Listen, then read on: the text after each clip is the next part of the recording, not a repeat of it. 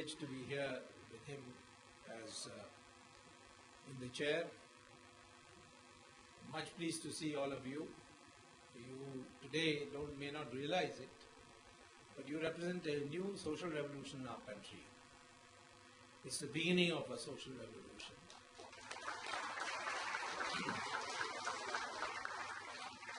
The empowerment of the educated class, which empowerment was systematically over the last 60 years denied.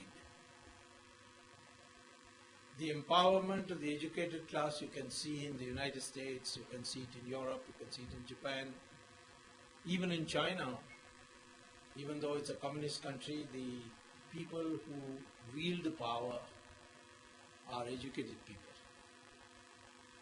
In India, we have lost that out after the freedom struggle had empowered the educated class. People sacrificed their careers, came into politics to fight for independence. And they were all eminent people. Over the years, it just slowly petered out. And today, we see a revival, thanks to this new media or the internet. And it's a value system which everybody, even today in India, subscribes to. And that is why people who have not passed 5th class claim that they were educated in the University of Cambridge.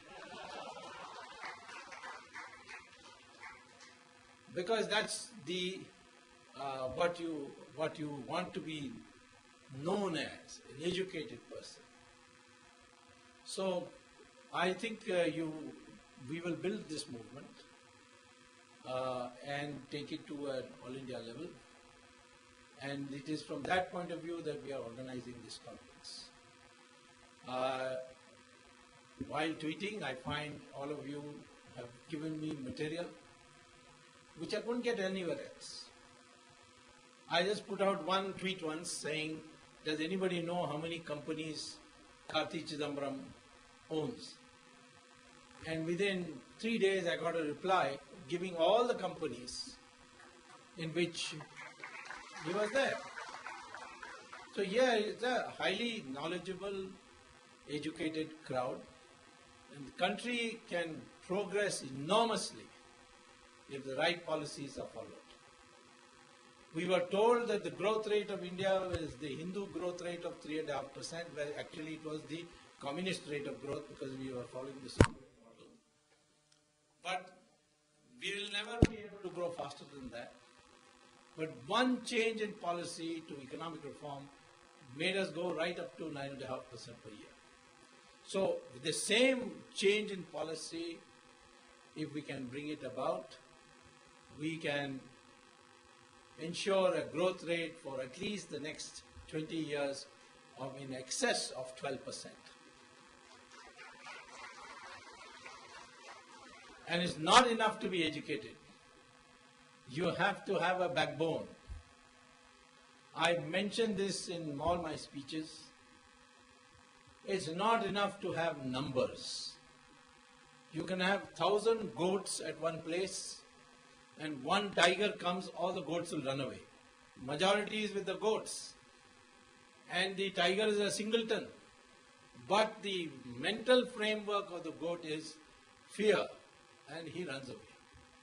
It's not enough to be strong, because you can go to a circus and see well-fed lions in a cage, and a thin, wiry ringmaster will walk in, close the gate, and then order the lions to climb up a bench. They'll all climb up. He'll order them to open their mouth. He'll put his head inside. And these lions will not do anything when they can rip him apart into pieces. This is all because of the mindset. That's how the lion has been brought up from when it was a cub. And in lion, in Sanskrit, we call it Singh. So Manmohan Singh is a circus lion.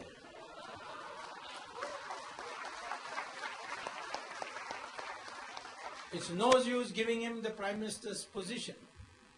The only reason I want him to stay is because the one that's going to come after this is going to be worse. So therefore, let me begin by saying, today the whole idea of the conference is the mindset. What kind of a mind should you have to make India great once again? I've been out to speak on current affairs and politics. Politics is like fire. In other words, fire has no independent existence. It needs either a piece of log, or it needs rubber, it needs petrol, kerosene, it needs some medium in which it has to exist or burn. Sometimes the medium doesn't make it burn very much. Sometimes you put ghee in fire, it will burn much more. So the same way politics, there's no independent existence for politics. Politics is in economics, it's in national security, it's in finance, it's in all the areas, in academia, everywhere there's politics. It depends on the medium. But essentially, the art of politics is to bring all these mediums and choose your medium in such a way that you get the right to rule and bring and implement the right policies. And that's why politics is so important. You may be a member of a political party or not a member, but politics is not necessarily being a member of a political party and contesting elections. You can assist a political party without being its member. In America, I find professors will take leave and go to the headquarters of a political party and help them to lick stamps and stick them and post letters. This kind of thing they would do. Or mobilize voters, hold parties for visiting candidates, that kind of thing. That kind of participation in politics, intelligent people of our society must undertake. Now, politics naturally also evokes vote banks. Vote banks mean subnational identities like caste, region, language. I call them sub-identity because we all have one identity. The Indian identity, which I call as the Hindustan identity. And for reasons I will explain a little later. Then, of course, we have religion, we have law and order, we have economic issues, international issues, all that. So all these things are part and parcels of various dimensions of politics. Now, in every election there has been one issue of politics. Let's not go too far back. 1971, Garibi Hatao, an economic object. Then comes another giant intellectual called Gurumurthy.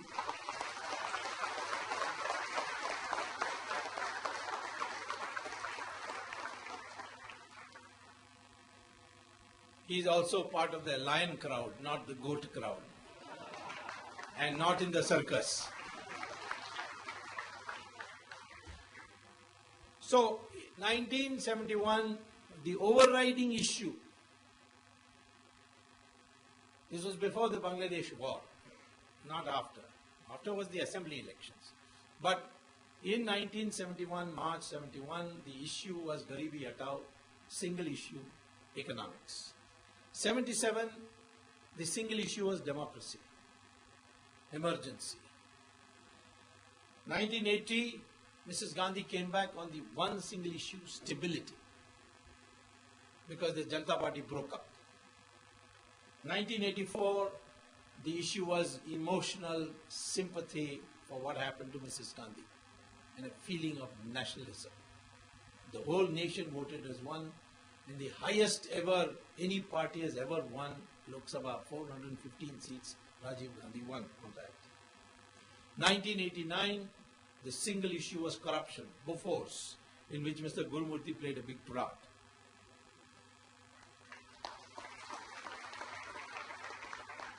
Were you one day in jail for this? Okay, ahead. Yes, in 86. Yeah, that opened the issue. So will you go to jail again if you like for us? So he was relentless crusader, wrote articles and changed the whole climate. And 1989 was fought on the issue of corruption. 1991 was the issue not only of Rajiv Gandhi's assassination but the undercurrent of economic reform because we had an economic crisis. 1996 became the opposite. The Congress party discredited Narasimha Rao so much that there was an anti-reform movement, an anti-WTO movement. And that brought in the left front and the so-called United Front to power. 1998 was a search for alternative. The NDA came to power for the first time. 2004, in my opinion, was a revolt of the workers of different parties. 2009 was pure victory of the electronic voting machine.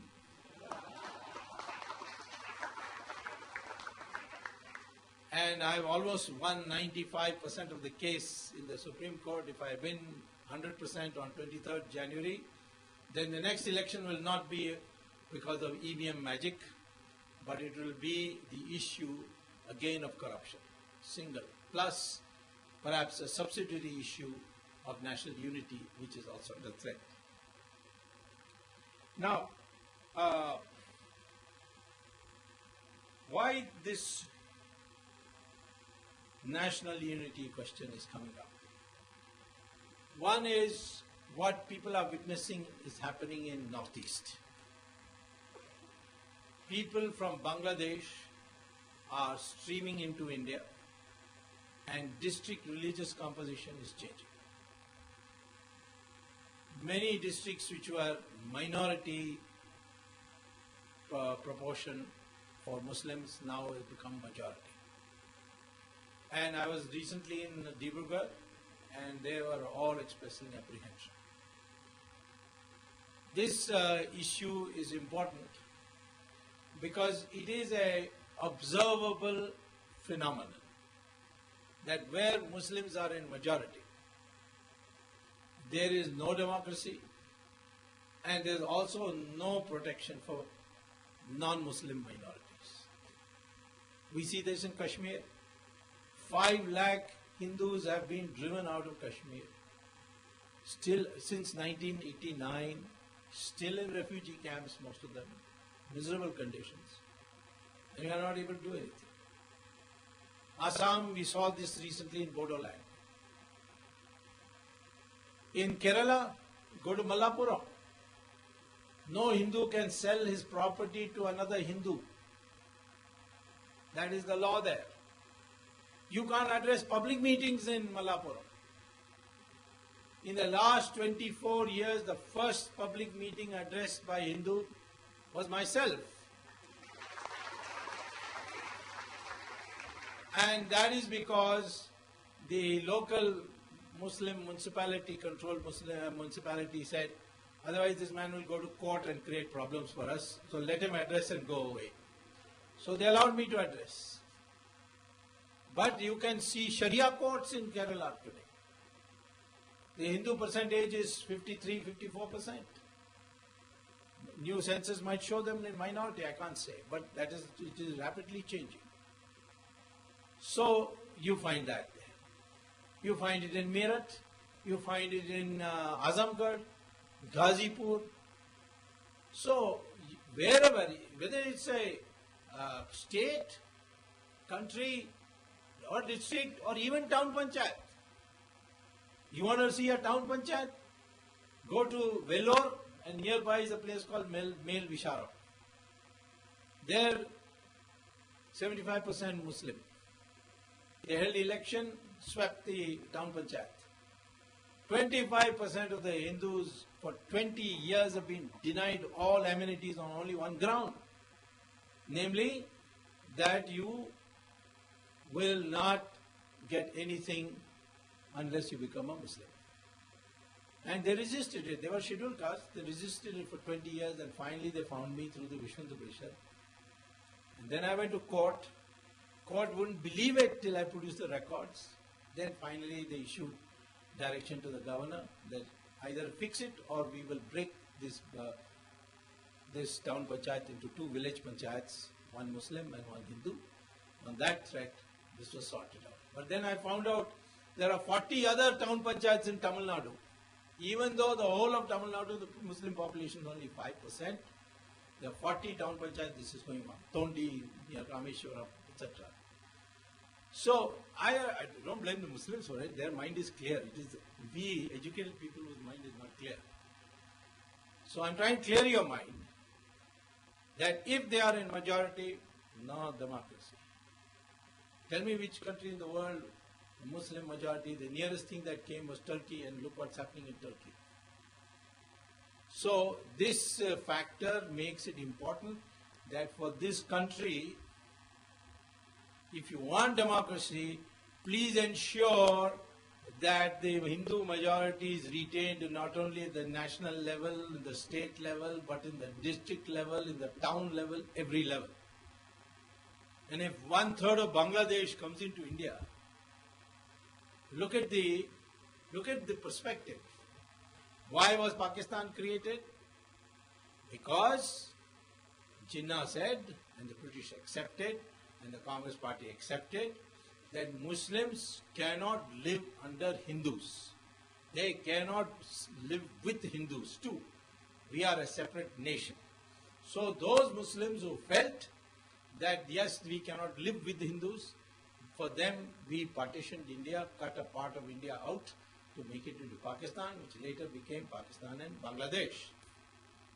Now 1/3 of Muslims who didn't want to live with India, with Hindus, have come back to live with Hindus. So what should we do? We should tell Bangladesh, please give us 1/3 of your territory. Because that territory is really India. It's our territory which we gave away. But we gave it away on a condition. Don't meet that condition, then you must modify the condition. But for that you need a different kind of government with a mindset. And that is what I am trying to prepare you today. Both today, in the morning and the afternoon talk, I am focusing only on this mindset. You should be free from all kinds of inferiority complexes, all the wrong notions that have been fed into your mind. You should think of India, yourself as an Indian, who is an inheritor of a magnificent civilization that has not broken yet. Greece broke, Egypt broke, Mesopotamia broke, Babylon broke, Iran broke, but not India. In fact, I had a Saudi Arabian student in Harvard who once asked me, can you explain how India is still 83% Hindu? So I said, why are you asking this question? He said, no, we are studying this problem. Yeah. And he says, see, Iran was a Zoroastrian country. Powerful Zoroastrian country. We conquered it. Within 15 years, we made it 100% Muslim. Neighbor Babylon, Mesopotamia, which is now Iraq, in 17 years, we made them 100% Muslim. Egypt, in 21 years, we made them 100% Muslim. Europe, the Christians made Europe in 50 years 100% Christian. But you had 800 years rule of Muslims and 200 years rule of Christians, and yet you are 83%. What is the secret? The secret is Vijayanagara Empire, Rana Pratap, Shivaji, Rani Jhansi, Guru Gobind Singh, and later on even Subhash Chandra Bose. We had fighters, or Kattabomman in Tamil Nadu, Rani Bennur, Rani Chennamma in Karnataka, the Andhra dynasties, the great Chalukyas of Gujarat, till they were betrayed. So all these, if you study history in its proper thing, Indians never gave up fighting. They fought. We had rules which were little out of date. One rule was that we will not start the fighting till the sun rises, and we will go back to our tent when the sun sets. So if you are attacked at night, what will you do? That's what Gori did in the end, finally. He understood, finally attacked you at 3 a.m. in the morning. Then you will not fight in population centers, you will not fight in agricultural fields, you will fight in open Maidan like Kurukshetra. Or when Ravan had to fight Rama, he came out of his palace in his fort. He didn't say, come inside my fort and fight me. Like most in Britain, British history shows that they did. So he came out of Maidan and fought. These people entered population centers, ruined your crops, all that. They played by different rules. And then finally we had a rule that if after losing you say, I'm sorry, you give him back everything and say, go back now. And Muhammad Ghori went back how many times? 16 times. That was foolishness. He should not have, Prithviraj Chauhan shouldn't have forgiven him more than once. And today for terrorists, you should not even give them one chance. Total zero tolerance. So this was the rules which changed. The first person who changed all these rules was Shivaji. That's why he was victorious.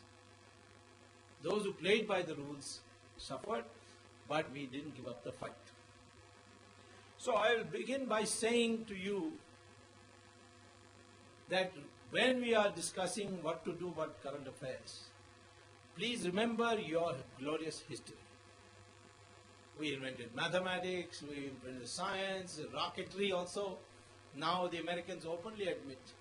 George Gamow, Werner von Braun, they have written books to say the people who invented rockets were not the Chinese but the Indians. The concept of a solid propellant was invented by Indians, which then the British copied. We are not two countries, Aryans and Dravidians. The word Aryan is not there. Arya is there, means gentleman. In Tamil it is, we say Ayya. In the north, in Sanskrit we say Arya. Dravida is a word not invented by E.V. Ramaswamy Naik. It was invented by Shankaracharya, who said that Dravida means South India, Tra and Vid, Sandhi of two words. And he told this to Mandana Mishra when he went to debate him on whether Hinduism should prevail or Uttaramamsa school should prevail. And he won that debate. So, we are one people, and I can prove it now by DNA studies also. All has been published. I even had lunch with Raj Thackeray once. I showed it to him that his DNA and the UP taxi driver's DNA is the same. He said, how did you get my DNA? I said, you have a friend who goes to the same hairdresser as you do, and after your last haircut, he gave me a sample of your hair. And you can test DNA by that. So, all our DNA is same. Hindu, Muslim, Brahmin, Kshatriya, scheduled caste, all our DNA is the same. No difference. But all these differences have ossified over a period of time. Varna became birth-based, and therefore all this got. So much of our current affairs is vitiated by the wrong notions which have been fed into your brain. Nobody wants to debate me in any debate. I have asked Romila Thapar, come with a debate. No, I won't come with you. I said, why? He said, you are not a gentleman. What does that mean? Does it mean I have to say, you are right on the whole, but on this one point you are not right. She's completely wholesale wrong. So how can I say she is right in parts? So, therefore, we need to know our true history. Valiant attempts are being made. Rajiv Malhotra in America is trying his level best, but ultimately you need a government which does it. And we have to mobilize our public for a new order, not political order, democracy will remain, but a new order in which ideas triumph over baser instincts. Now, I come to the question of what are the main issues of today's current affairs. You tell me when I run out of time. I know you will anyway, but I thought let the request come from me. I know. Now, what are the issues? First is corruption. Overriding issue in the country I have seen from traveling the length and breadth of India. Corruption is an issue where for the first time people feel we will sink or swim depending on what we do on corruption. But they have this thing, who will remove corruption? Can corruption be removed? Of course can be removed. The dimension of corruption, I'm sure the two great thinkers are here. They will tell you how much is abroad, how much is floating around the country. Let me tell you, every problem in India today can be traced to corruption. Inflation, of course, corruption. Because the black money goes to the wholesale market and they buy up from the farmers. They pay them in cash. Farmers only accept cash. They don't accept checks. And cash is in black. And you give it to farmers, buy it, store it, create an artificial shortage, and prices go up, sell it up there, prices come down. That's why if you look at the price curve of the last 2 years, you'll see spikes, big spikes. Because this is all rigged market. These prices are rigged. What about stock market? Give the money to Hawala. Hawala will then put it in your Swiss bank account. You take the money out of the Swiss bank account, go to Morgan Stanley or US Fidelity Investments, put the cash in the counter and say, give me a participatory note, here's my Indian passport. Why Indian passport? Because the only country in the world which has participatory note invented, and that is India. So therefore, only for Indians, those with Indian passports will get participatory notes issued. You look at and that participatory note doesn't put your name, nothing, only the amount. Take that, come to Mauritius, open a $1 company. In Mauritius, you can open a $1 company. I found in this 2G, all the 2G companies had Mauritius address. Then I looked closer, I found it was in the same street. Then I looked even closer, it was in the same building. Then when I looked closer, it was in the same floor. When I looked even closer, it was in the same room. And the room was locked. Whether it is Maxis or it is SR or it is Vodafone, all of them have the same room. That address. Why is it so important to have a Mauritius company, Mauritius base? Because if you make capital gains in the stock market, you and I have to pay 30%. But if you buy it by participatory notes brought in by a Mauritius company or a Mauritius-based company, then you are forgiven. No capital gains tax. So they bring this participatory note, flood it into the market, the demand goes up for shares, it shoots up, sell, take the money, go back to the Reserve Bank, get it converted to dollars, go back. This is what has happened. Because earlier on when you deposited money in Switzerland, you had to pay 2% service charge. They didn't give you interest. Switzerland doesn't give you interest for a secret bank account. So all the crooked politicians devised this. That why should we pay 2% service charge? Let us see how to earn. And this is the device. And that's why the stock market is out of control. It's now universally called the most rigged stock market in the world. So therefore, whether it's inflation, stock market, corruption is at the root of it. Then let's take our lopsided investment priorities. 70% of our investment directly or indirectly supports luxury goods production. In a country which has at least 25% below the poverty line, how can you justify this, that 70% is going in to produce luxury goods? That's because The black money is spent only on luxury goods. And if it's spent on luxury goods, the rate of profit of those industries go up. The rate of profits go up. Then why should anyone produce cloth and shoes and all common man's items? They will move their investment, which is usually 5 to 6 times the investment in essential goods sector. They go and invest it there to earn more profits, and the cycle goes on. And today it is 70%. Very soon it will be 90%. So investment priority is lopsided. Artificial shortages are created thereby in essential commodities. National security, well, Hawala people have to go to Dubai and then telephone Switzerland. Their agent in Switzerland, that I've got so much cash in India given to me by so and so, whose account number is so and so, whose password is so and so. So kindly deposit so much in millions of dollars.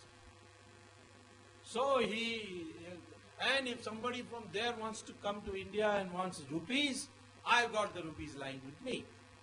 So that's how this leveraging is done. Okay, that's fine. But then in Dubai, you cannot do business unless you get an okay from ISI. Because they control Dubai's financial center. Everybody knows that. So these Hawala fellows go and they do salam to ISI. ISI says, tell me which ministers, how much, which bank account. So ISI has the complete account of all our ministers' bank accounts in Switzerland or any other place, Isle of Man, Cayman Island, whatever. And they can blackmail you. All our ministers are scared. I would say all our politicians who have foreign bank accounts are scared of Pakistan. They are not able to do simple things against Pakistan. There's a terrorist attack, everybody knows Pakistan has done it. We don't take any retaliatory measures. Very soon we start talking about cricket and their dancers and belly dancers and all come here and perform. And everybody forgets it. Till a new incident comes, then again 2 days of mourning and groaning. So I can't think of any. Why are we getting substandard, adulterated products? Corruption. Why can't we build good roads? Corruption. So this is the problem that needs to be solved. It can be solved by a series of measures which are short run, which are medium term, and which are long run. And we have to understand what those are. The short run, of course, technology. Don't give any discretionary power. We used to have huge amount of corruption in railway reservation tickets. You could not get a sleeper reserved unless you bribed the station master and the ticket collector and everybody else. Today, because of the computerization, is down to a minimum, even though there is cornering and things like that, but it's not a very serious problem. If you are able to download all the forms, you don't have to pay a bribe to the chapasi to go and wake up the boss so that he can sign. You get it on a download. So technology can do a lot of the short term. Medium term, you have to come to a situation where you catch people. Big people, not small people. Big people and send them to jail. That happens in the United States of America. And that's why they control corruption to a very large extent. It's not that they catch everybody, but they catch a few and then throw the book at them. January 8th, 2008, there were 2 press conferences at the same time. One in New York and another in Hyderabad. In New York, Bernard Madoff confessed to having defalcated on pension funds, created Ponzi schemes as they're called, and squandered billions of dollars. And he said, I confess, and I'm willing to accept any punishment. Hyderabad, Ramalinga Raju, also at his press conference, confessed to taking away 7,500 crores of company money, and confessed, said that he's ready for any punishment. Bernard Madoff, within 6 months, was sentenced to 150 years in jail, and he's in jail. And Ramalinga Raju, he's in an air-conditioned room on a bail, I think. I don't think he's in jail. There you are. Jail is also air conditioned for him when he goes there. That is the way. That's the difference. That is why I concentrated on getting key politicians in the 2G. I'll get them, don't worry. I'm not going to let go anybody.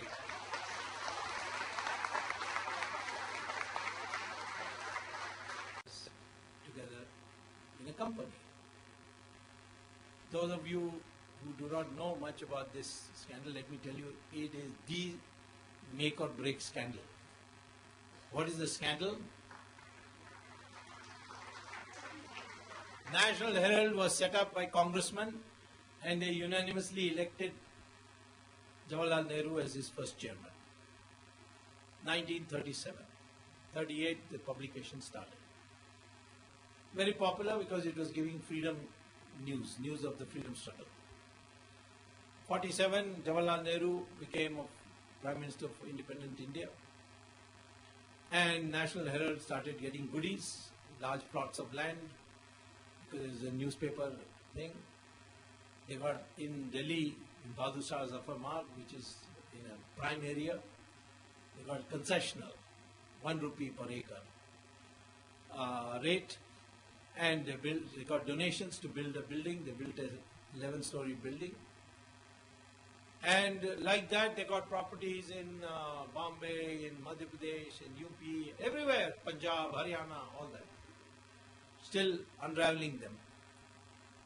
Now, what happens is that the National Herald paper, people say now, who wants to read Congress news? So it started losing money, and finally, it was wound up in 2008, closed down. At that time, the chairman was Motilal Vora, who also is the treasurer of the Congress party. So after it wound up, over the years they had got loans from the Congress party, which all added up to 90 crores. So a new company was created in 2011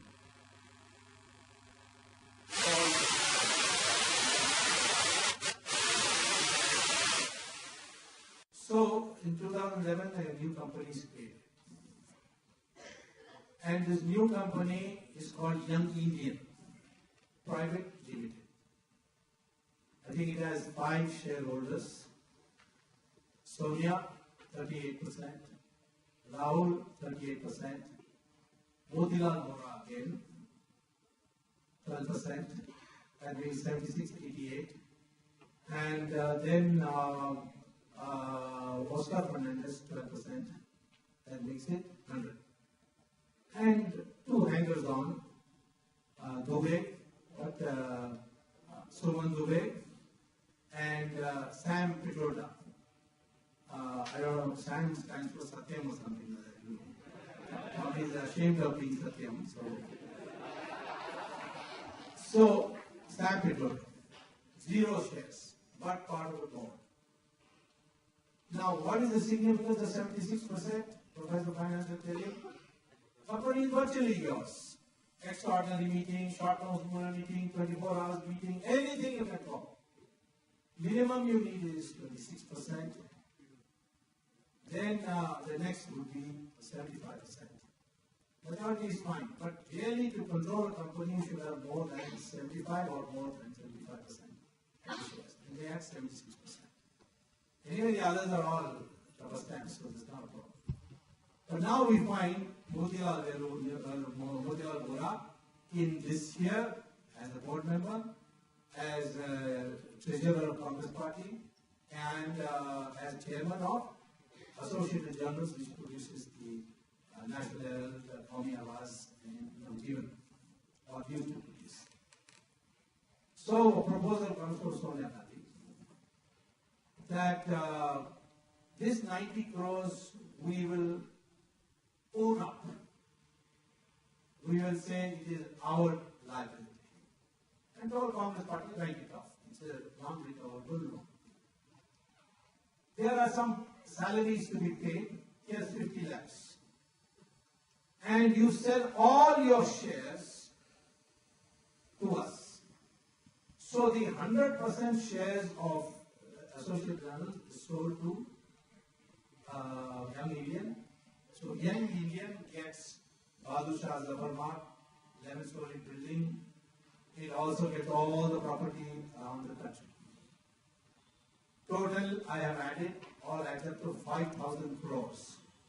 5,000 crores for how much investment? 50 lakhs. This 50 lakhs seems to be a favorite because Vadra also only gave 50 lakhs in return. But he only got 300 crores in return. These people got 5,000 crores. Building. That building, then immediately Rahul Gandhi asked Mr. S.M. Krishna, open an office. So 2 floors are taken by the External Affairs Ministry for Passport Seva Kendra, multinational company. That property area was given for publishing a newspaper. But Mr. Rahul Gandhi has the cheek to tell the press that there is no question about publishing a newspaper. This is only meant for improving the youth with Rahul Gandhi as the idea. So, this is an outrageous corruption, it's multi-dimensional. First of all, no political party is entitled to give loans for commercial purposes. I sent it to the Election Commission saying we recognize the party, they said we have no power. But who's scared? It doesn't matter. So I have now to go to court. Then the second thing is that they got 13A, Section 13A Income Tax Act exemption on the grounds that this is political donation. I am asking that we cancel and all taxes due for collection of these monies for the last 10 years should be levied on the Communist Party. So I sent a notice to the income tax. The income tax has said that we are referring it to the Director General of Intelligence and we will get back to you. And I'll give them 15 days more. Then I'll go to court. Third, Rahul Gandhi in 2008 owned 3 lakh shares in Associated Journals. In his 2009 election returns, nomination form, he had to file an affidavit. How many shares do you have in which company? And he's written nil. But I know of 2 companies where he had shares. One where he had 86% shares in a company called Backups. And the other was Associated General 3 lakhs shares. He didn't declare it. This is a violation of election law. Terrorism Tweeples Act. Wrote to the Election Commission. This time they sent it to the District Magistrate of Amity. Please hold an inquiry. I'm waiting for an inquiry. So that is another matter. Then of course it's a breach of trust. The whole thing was given for this purpose. And you broke it. And in that breach of trust you were a conspirator. Breach of trust, by the way, is a very severe criminal offense. So all this put together, I'm preparing a writ petition, which I'll file in January sometime, asking for an SIT to be set up into the affairs of the Gandhi family and prosecute them.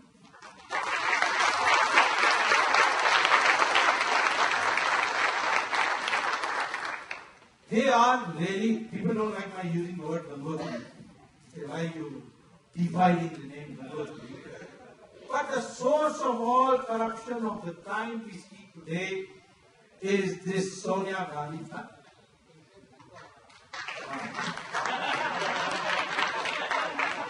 He's looking for a riot, I think. He says, don't say Gangotri, say Makkah. Anyway, so I want to tell you that these kinds of corruption you have to, the corruption in the medium term can only be cured when you catch big people and send them to jail. In the process you will discover more. Recently what happened, if you have a few minutes, I'll just finish. 10 more minutes. Recently I discovered, because some Saeed Shabuddin, old friend of mine, many people think I forced him to write to Modi. I did not. Nobody can force someone to do anything. So he came to my house with some Muslims to say the matter I took up 25 years ago has not proceeded too far, and that is in a place called Meerut, in a mall called Kashipura. On 22nd May 1987, a platoon of the PAC, Provisional Armed Constabulary, as a paramilitary force, entered that mohalla, brought out all the residents of the road, asked all the Hindus to go back home, then asked the old people to go back home, then asked all the women to go back home. The remaining youth, 42 of them, they put them on a truck, they climbed the truck, took the truck 20 kilometers away on the banks of a canal in Ghaziabad district. They made them get down one by one and shot them in cold blood at short range and kicked their bodies into the canal. Then that time it was brought to my attention, I went and saw even then dead bodies float. So I asked Mr. Rajiv Gandhi to hold an inquiry. He told me don't get into it, it's a very complicated issue.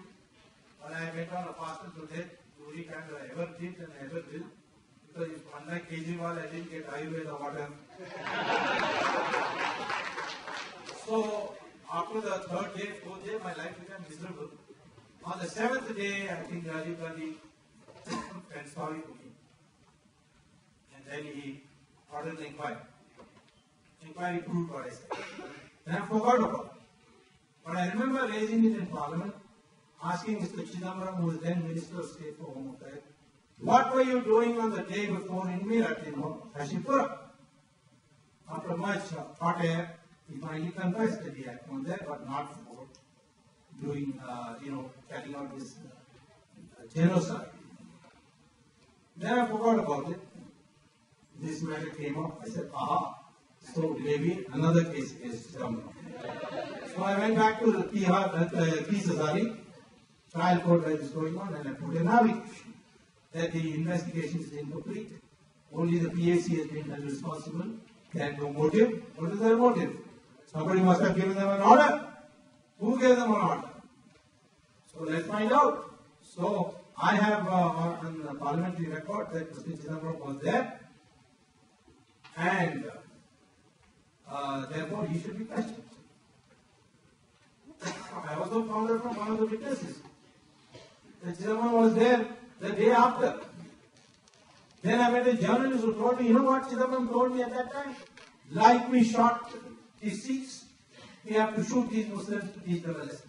Because he wants to shoot everybody, he wants to shoot Hindus also. So he's a mental case. So now the application has been accepted. And 7th January is the argument. And imagine the man who's been chasing Hindu terror is himself a Hindu terror.